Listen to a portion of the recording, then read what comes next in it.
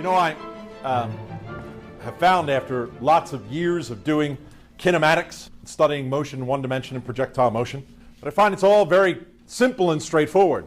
If I can define the position and displacement, from the displacement I define velocity and acceleration, and then I solve various problems where the acceleration is presumed constant.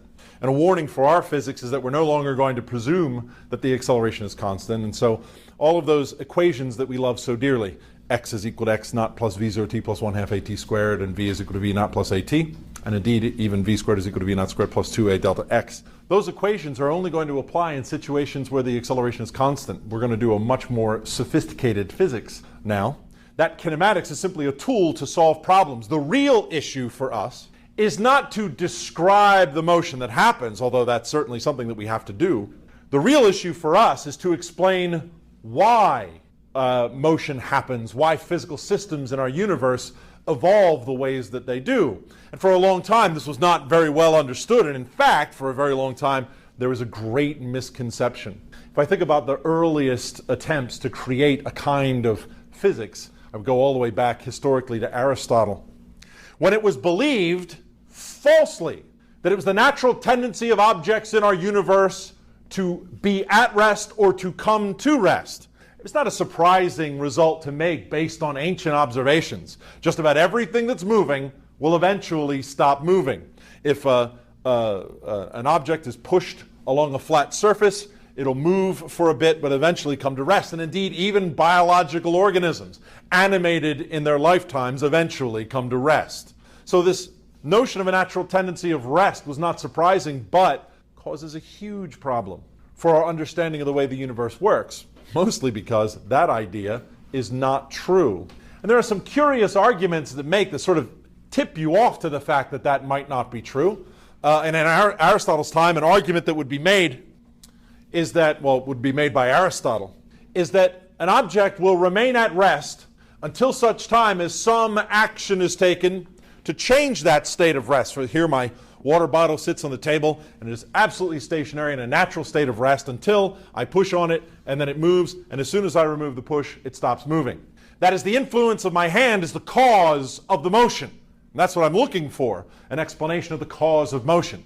But then I have a question for Aristotle, and that's this. For example, if I take an arrow and I knock an arrow to a bow and I pull that arrow back, when I release the arrow, I understand that the motion of the arrow is caused by the action of the bowstring pushing on the arrow and causing the motion. But after the arrow is loosed, it's a curious thing to me because there's no longer an action. The arrow has left the bowstring, so the proximal cause is gone, and yet the arrow continues to fly through the air. Well, Aristotle's answer to this, I think some of you may know, is that what's happening as the arrow flies through the air is that the air in front of the arrow goes around to the back of the arrow and pushes, which is, to us today, I think, pretty much an absurd statement. But one that actually solves the problem. Aristotle says that in order for there to be motion, there must be an actor that is the cause of motion. And therefore, when he sees a physical system in his universe behaving otherwise, he comes up with some sort of what he believes to be a rational explanation. It would not be difficult for us to create a situation like that and perform some experiment and find out that actually, no, that is not true. That it is not the natural tendency of objects to behave that way at all. But in Aristotle's time, because of the limitations of his ability to perform those experiments, it seemed like a perfectly rational thing. And it set human science back for quite a way. Until Galileo comes along. And Galileo was able to imagine, for example, an object sliding across a flat surface, like this table here. An object slides along the flat surface, that there is an interaction between the object and the surface that removes the motion. And that if you could eliminate the action of that influence, that you might get different behavior. And so Galileo proposed the following sort of thought experiment. Imagine that I have a ramp here that just makes sort of like a parabola here. It doesn't have to be any specific functional shape. And I have a marble that I place here, and Galileo, of course, is famous for rolling marbles down ramps and making observations about the behavior, and particularly, also verifying some of our kinematic laws that we have already studied. You release the marble from this position at rest, and you allow it to roll, of course, to the bottom under the influence of gravity, which Galileo did not completely understand at the time. It turned out we'd have to wait a while for that to happen. But the marble rolls down to the bottom, and once it gets to the bottom, it then rolls up the other side. And what Galileo observed, or what he supposed, was that what he observed was that the marble would nearly come back to the original height that it was released from. But what he supposed was that if you could eliminate the interaction between the marble and the ramp itself, that in fact it would come back to the exact height from when it was released. So instead of imagining that an object is moving under the influence of gravity contrary to its desire to stay at rest, what Galileo imagined was what an object in this situation was seeking to return to its former height, which is also somewhat of an erroneous idea, but it leads to the very obvious and natural conclusion, because Galileo supposes, what if this ramp is then reclined in such a way? So we leave it the way it was here on the left, but on the right I recline it a little bit, and I release the marble, and what I discover is, once again, the marble goes to its original height that it was released from, despite the fact that to do this it must travel a greater distance in a greater amount of time, still striving for its former height, and again declining the ramp again in this apparatus, which Galileo did not actually build, although Galileo is famous for building ramps. And I had an opportunity in the Science Museum in Munich to see Galileo's actual ramps that he used, and some of the clocks that he built to do these experiments. But here I recline it again, and I find indeed it's true that the ball always strives to its former height when released. So then Galileo imagines, he makes the final observation here. Suppose that I decline the ramp and so that it is entirely horizontal, and I release the ball and it rolls along this apparatus now till, say, it's somewhere around here, and it's moving along with some velocity that I can define as v, and in the absence of any influence between the marble and the ramp, this is going to be motion with constant speed.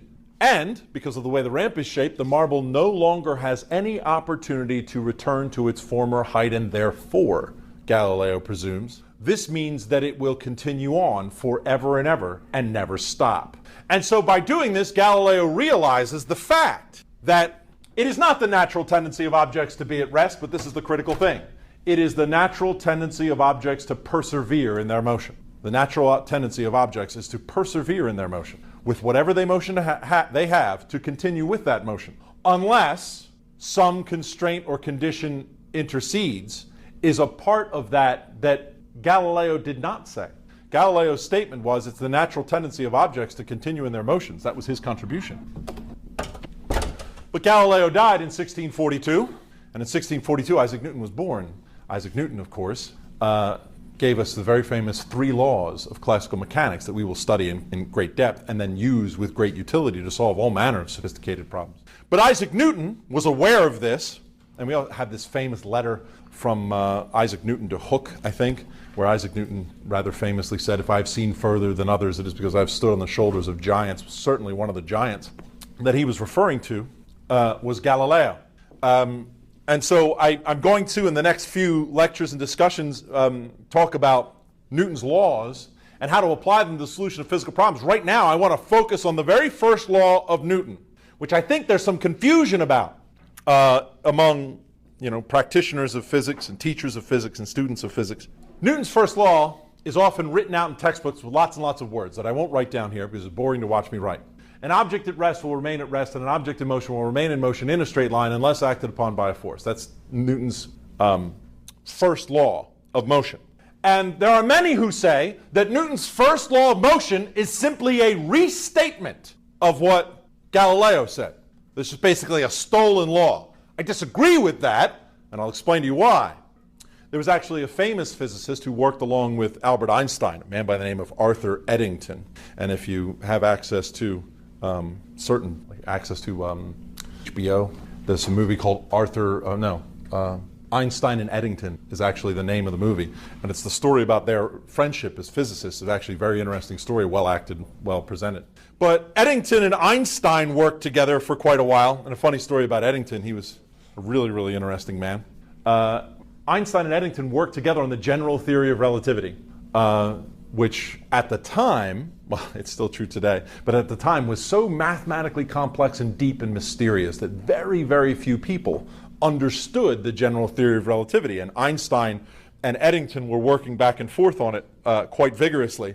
And a reporter came to Eddington, was interviewing him, and said, "Sir, what do you think about the assertion that you're one of only 3 people in the world who understands the general theory of relativity?" And Eddington laughed that off and said, "No, that's just ridiculous." And the reporter said, "Surely you're being modest." And Eddington said, "No, that's not why I'm laughing. I'm trying to think of who the third person was." But Eddington was a little bit flip, and so what Eddington said was that Newton's first law, and I disagree with Eddington on this, Eddington said that Newton's first law says that an object will remain in motion in a straight line until it doesn't. That's not, according to me, that's not the case. I think that's just Eddington being funny. Because to me, Newton's first law is the definition of what is meant by force. Be very careful so far up to this point. I think, if I go back and listen to it, I didn't say force until just then. Because there are forces in our universe that we identify as the causes of motion. And those causes need very specific definitions. So for me, this is the importance of Newton's first law. That it is the natural tendency of objects to persevere in their motions. Acknowledging Galileo's idea about that nature of the motion of objects in our universe. Is the nature of objects to persevere in their motions unless acted upon by a force. I sort of invert that and say that if I do an experiment where I observe an object moving along at constant velocity, that is, the speed is constant in my experiment and it travels in the same direction the whole time, then I look at that and I'm okay with that motion because I understand it's the natural tendency to behave that way. But imagine another situation where I observe the motion of an object and that motion is altered either by the magnitude of the velocity changing, that is speeding up or slowing down, or the object turning in its trajectory through space, or both simultaneously. Then what Isaac Newton suggests that I do is to look for some natural constraint or condition that is the cause of that change in motion. Now, very, very lucky for the human race and for our physics is that those causes of alteration of motion in the universe can be codified mathematically and written as physical laws that I can use to do calculations and to make rational arguments, to discover new laws and devise new experiments so that my understanding of the universe ultimately deepens. So if I see something alter from its natural tendency, that's where I define a force. And so we define the very first force ever that influenced the motion of objects. This pen here, I've been chucking pens around all morning. If I give it a velocity, I find that that velocity changes as a function of time as it flies through the air. Not only does its direction change, but its magnitude changes. And I know that that's different than its natural tendency, so I seek for the natural constraint or condition that is the cause. And that, of course, is gravity. Now, we haven't covered it yet in our course, but we'll find that there's an equation for gravity, and I can figure out exactly how much alteration of motion I get if I'm very careful about that.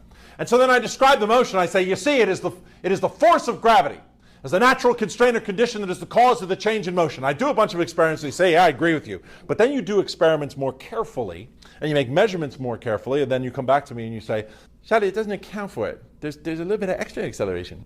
There's a little bit of extra acceleration accounted for by gravity. You say, well, did you calculate very carefully? Yes, we very carefully apply the law. We make the best measurements that we possibly can within the uncertainty of the measurements, our measuring instruments that we use.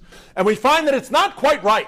Well, when we discover that it's not quite right, that the forces that we're aware of don't account for the motion, that's when we go looking for new forces, forces that we hadn't previously considered. And you probably know what force I'm alluding to.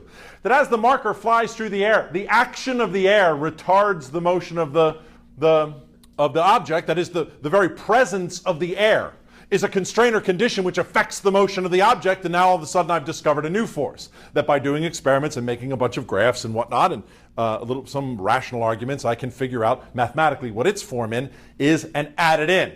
Every instance where I discover a new force of the universe, every instance, it is because I find some unaccounted for acceleration, and I account for that acceleration by doing experiments that determine that natural constraint or condition, and then I dub that a force. I can accept the existence of any forces you care to name, but they're always subject to experimental verification because it's experimental science. Physics is. It's all science. There are, so far as we know, only 4 forces in the universe, and that's kind of sketchy. It depends on how you name them. There are only 4 forces in the universe that we know, the fundamental forces of nature. They are universal gravitation, electrodynamic force, which is what we study in our classical mechanics here for the remainder of this year. We'll spend time talking about both these aspects, the gravitational and the electrodynamic aspect. That make you wonder, in the first half of the course, do we only talk about gravity? No, we talk about a great many forces that you've already heard of. For example, friction. Now, friction we talk about generalized as its own force, particularly sliding objects across the tabletop. I find that their motion is altered from their natural tendency to persevere in their motions, and so I define, well, there's some interaction, the interaction that Galileo imagined between the object and the table, and that is the force of friction generalized. But really, isn't the force of friction a molecular interaction between them? Isn't the force of friction a molecular interaction? It is, and that is electrodynamic in nature. In fact, if I poke at the table with my finger, I find that there is a constraint prevents my finger from going through the table. Well, of course, I'm touching the table. Isn't that correct? Well, let's zoom in on that phenomenon and think about it. Think about what's going on there. I zoom in and I find, well, yeah, there I am right at the instant where my finger is touching the table. I zoom in further and find that my fingertip is composed of cells and that those cells are in contact with the table. So contact with the table is a little bit more complicated because the cells are touching the table, the fingerprints, the rises and the swirls and all those little details. But if I zoom in further, I find out that the surface of those cells are proteins and that the proteins are coming close to the table, but they don't actually touch. Physical contact is an illusion. It does not, in fact, exist at all. You never actually touch anything.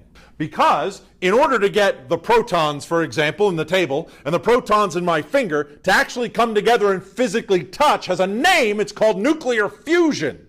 It happens, in the core of stars, but it does not occur, it doesn't even get close, actually, on an atomic scale. It doesn't even get close when I'm touching the table.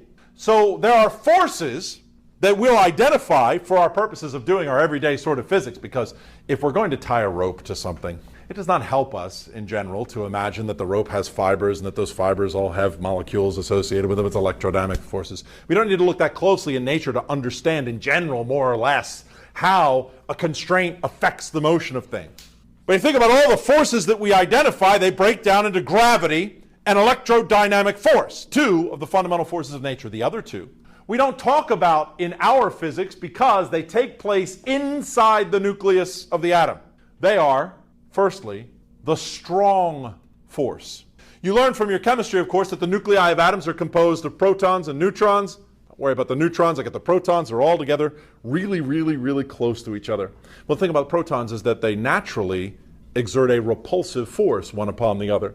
So when I observe a nucleus, watch me use Newton's first law again right here. I observe a nucleus and I know that protons repel each other. And then I see all these protons together in the nucleus. They are not accelerating. They should, because there is a tremendous force that compels them to accelerate away from each other. So there must be some other constraint or condition that I have not identified that is the cause of the absence of their acceleration. That force is called the nuclear strong force. It's called strong because it is fantastically strong in order to hold the nucleus together. At some point in the history of physics, physicists started getting a sense of humor about what they name things, and so that's a strong force. So it's the strong force. Well, when we get to electrodynamics, we'll make that comparison. And then you look at a proton. I don't know if you're aware of this in general, but a proton is composed of 3 quarks. And electrons aren't composed of anything, so far as we can tell. Electrons are nice and pure, immortal, identical, live forever, wonderful. But a proton is composed of 3 quarks. And something's got to be holding the quarks together, because the quarks have positive charge. And so the quarks should repel each other, and a proton should blow apart. And since it doesn't blow apart, there must be some constraint or condition that is the cause. And we call that the weak interaction, because it turns out that that force is weaker than the strong force, and so they call it the weak force. So there are 3 fundamental forces of the universe, 2 of which reside purely inside the nucleus.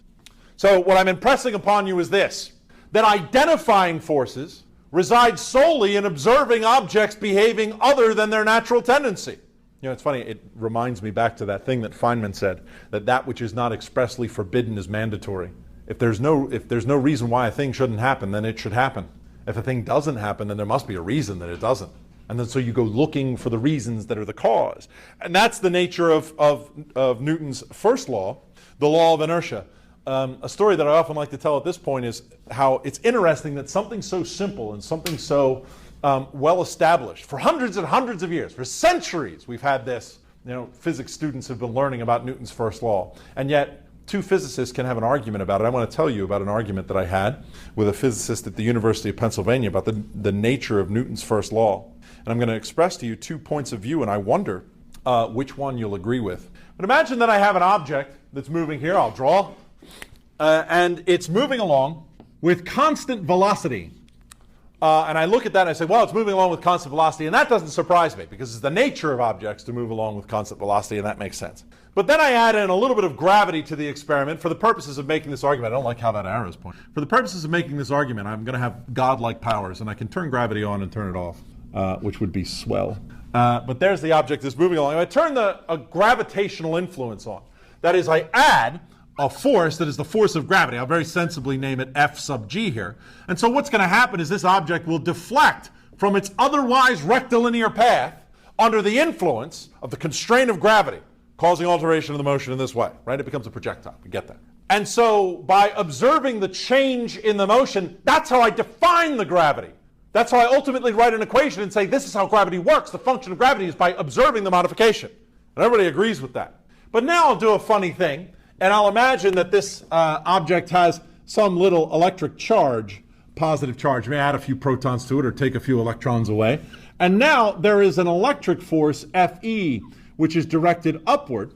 And I can control that too, because of godlike powers in the experiment. I'll control that too and figure out how much magnitude of that force I'm going to have. And I dial it this way and dial it that way. And now I dial them in such a way that the influence to cause the alteration of motion of the gravity downward is exactly equal as the opposite influence of the electric force upward. You would say, maybe in a casual way, that these two forces cancel each other out.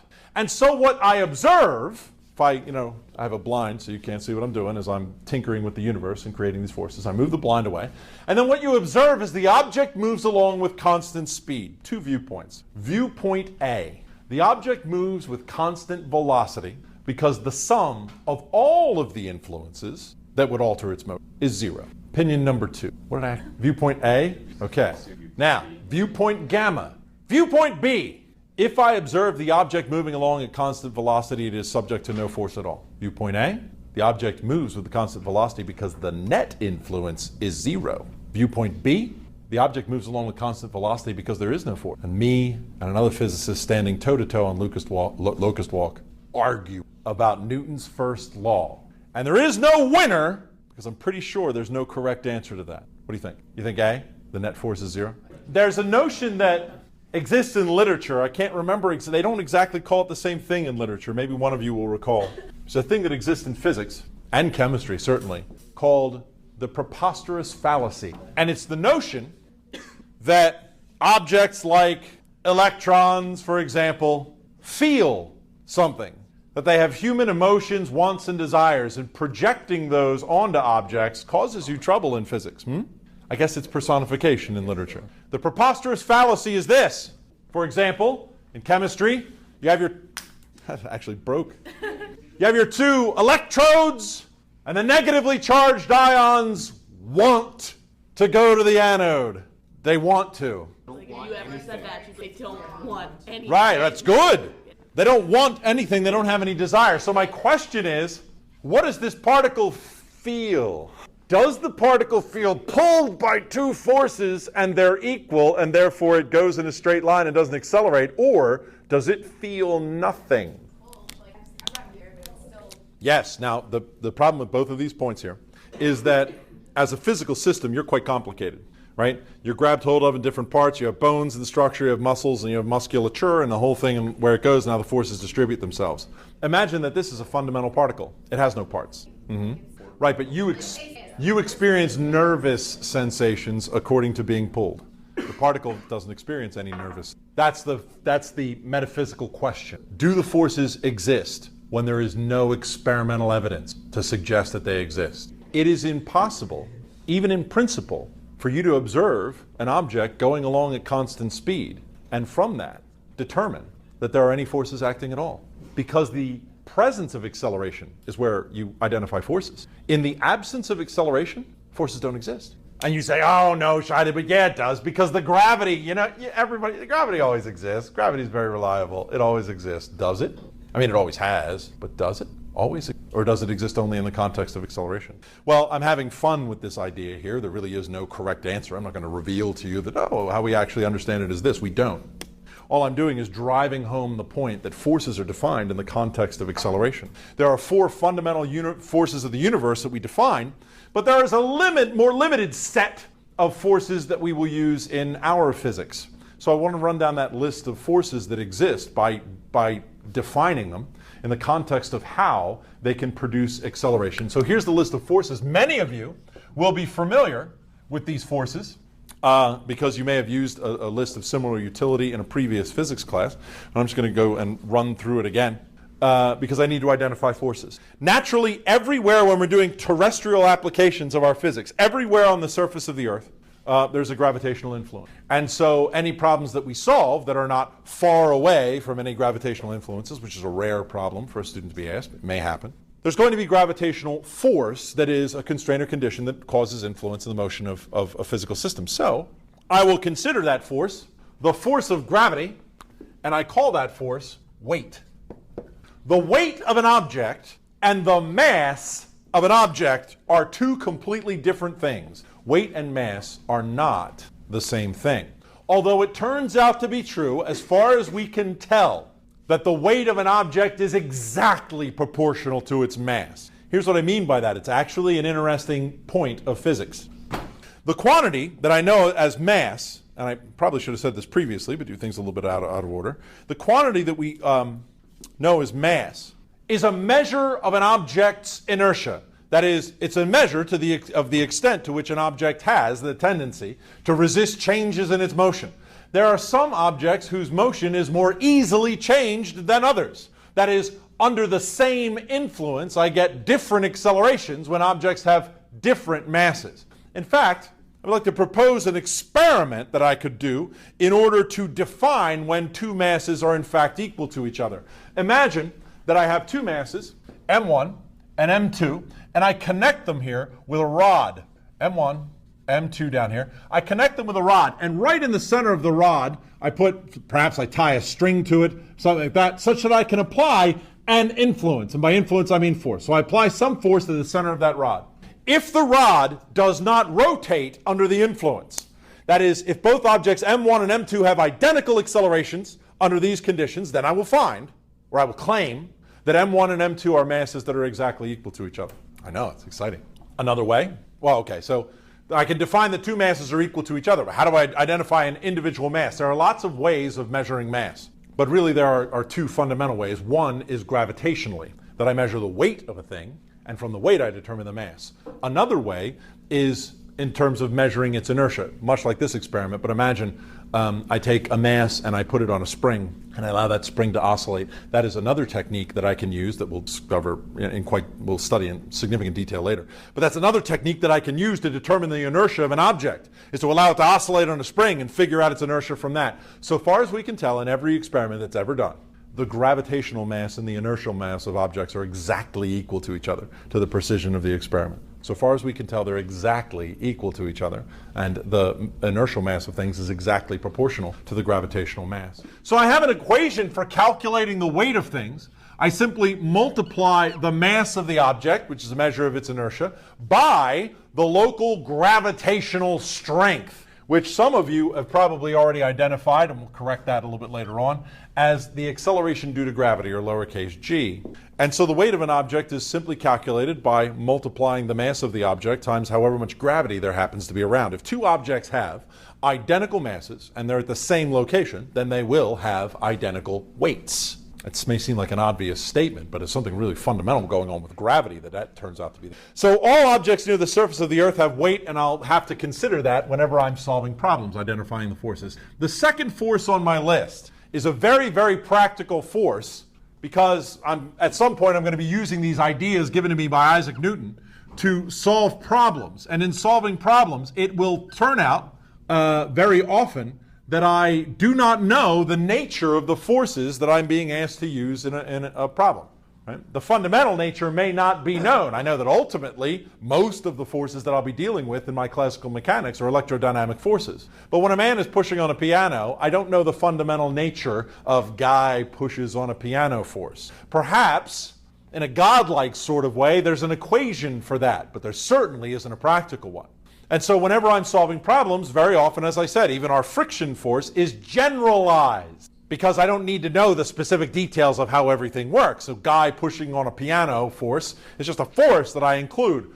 The important thing is that I've appreciated that there exists some condition and that I include that into my analysis, because if I leave those conditions out of the analysis, my analysis naturally will be wrong in their absence. So I'm very careful about that. We love in our physics to use ropes to make things happen.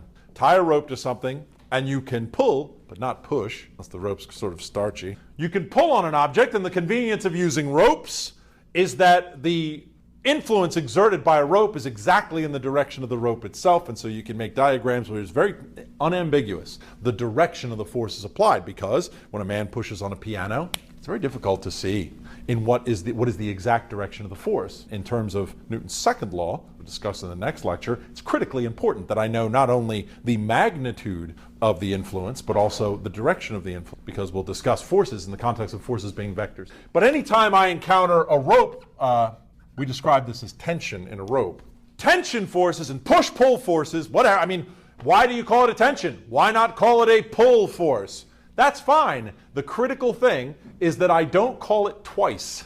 You don't say there's a rope attached and that rope pulls, and then also include a tension influence. You can't double count the influences, obviously, because that too, excess forces in your analysis will cause you serious problems. Whenever two objects come in contact, as I was just alluding to by touching my finger to the table and talking about the intermolecular interaction of my fingertip in the table, its electrodynamic nature. Anytime two surfaces come in contact, there is a force of contact that we call the normal force. The normal force is the force of contact. It is called normal because it is perpendicular to the two surfaces which are in contact. When I touch the table pushes upward on me as I push downward on the table, perpendicular to the surface of the table. That's the nature of the force of contact, the normal force. And so anywhere two surfaces are in contact, there's a normal force. Well, when Guy pushes on a piano, there are surfaces in contact, but I've already accounted for that. I've already accounted for that as a push force. I don't want to double count. Mm-hmm. Yes, it does. So there's a thing, very often when we encounter normal forces, for example, a normal force of me standing here.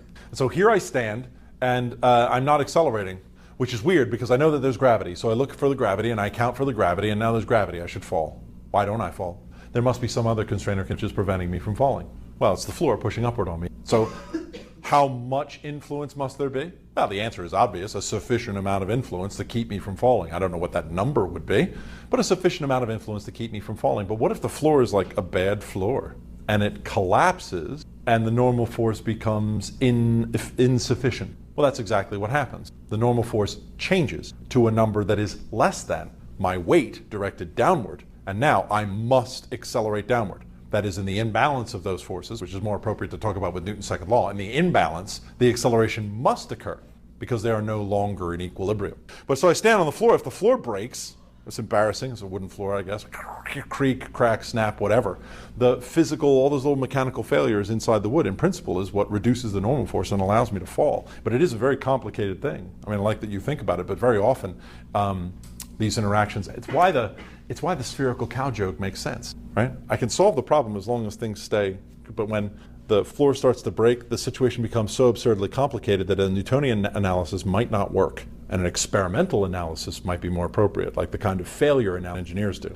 Because I've come up with and people try to do this, they try to come up with a theoretical analysis of ductile failure. You take like a metal rod and you pull on it until eventually it breaks, and try to understand when does that breaking happen, which obviously is a very good engineering thing to know, strength and structure of materials, so that I can build things that last forever and ever. But it's an extraordinarily difficult calculation. No, because even that, this is a little bit absurd. Answer one. It is an enormous amount of force that you will never exceed in any kind of practical thing. In order to exceed that force, you have to do something absurd. I have to punch the table so hard that the atoms in my fist fuse with the atoms in the table. That makes me more powerful than any superhero that has ever been imagined in any comic book that you have ever read. Remove from your mind any suggestion that the normal force and the weight force are related to each other. They're not. In the context of a specific physical system, there might be a relationship in context, but fundamentally there is none. The value of the normal force in principle is unrelated to the value of the weight in any way. In the context of a problem, it might be. I might write an equation that has the weight in it and also has the normal force in it, and therefore that implies a relationship. But the normal force is not caused by or related to the weight in any way. In fact, I can have a situation where the normal force acts horizontally, perpendicular to the weight, so that there is no interaction between at all. And also, if you want, I can get on an elevator where the normal force is directed upward, the weight is directed downward, the elevator accelerates upward, and therefore the normal force upward is larger than the... So there's a list. Now I'm going to develop an equation for this next force, very familiar force, and that is the force of friction. I'm going to leave it be right now. Ooh. The force of friction is the force that opposes the relative motion of surfaces when they come in contact. It's, common in our everyday lives, so we have some sense of it. But of course, in our physics, we will formalize that so we can use it to solve problems. Sixth on my list of popular forces in physics is a spring. Spring is really nothing more than a coiled bit of metal, but it turns out to be fundamentally important to our understanding of physics on all scales and all levels. Really, really critical that we get a very good hang of the spring forces, so we'll do that. So I've named all of the forces that I'm likely to encounter in a course such as ours. There are many other generalized forces that exist. In fact, if you start doing some experimentation in an exotic area of physics or engineering, you might, or even chemistry, you might discover your own force. The most recent new forces that have been discovered, within the last decade, particularly molecular interaction forces are always being found. Learning chemistry, you've heard of the van der Waals force. That's not the only molecular interaction force that has been identified in the history of our science, and so we can encounter more and more forces. So to sum up, the point of today's discussion was to realize that what Newton's first law does for me is to acknowledge the fact that it's the natural tendency of objects to persevere in their motion and to give me a definition of what is meant by force. When I see an object behave in a way that is different than its natural tendency, then I say that there is some natural constraint or condition as the cause of that.